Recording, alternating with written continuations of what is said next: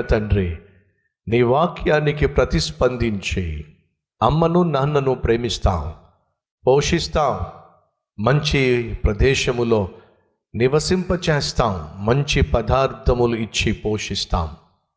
తీర్మానం తీసుకుంటున్న మా ప్రియ సహోదరి సహోదరులను ప్రభువా కనికరించండి. ప్రతి కుమారునికి నువ్వు బాధ్యతనిచ్చావు, తన తల్లిని తండ్రిని పోషించవలను అని. ఇదిగో ఈ సమయంలో నాయన, నీ సన్నిధిలో అమ్మలను నాన్నలను మాకు మీరు అనుగ్రహించిన కారణము, వృద్ధాప్యములో వారిని మేము ప్రేమిస్తామని, పోషిస్తామని, పరామర్శిస్తామని, ఫలితంగా ఆరోగ్యాన్ని, ఆశీర్వాదాన్ని, ఆయుష్ను కలిగి జీవిస్తామని, ఈ ఆశీర్వాదాన్ని సమృద్ధిగా మాకు దయచేయమని యేసు నామం పేరట వేడుకుంటున్నాము తండ్రి. ఆమేన్.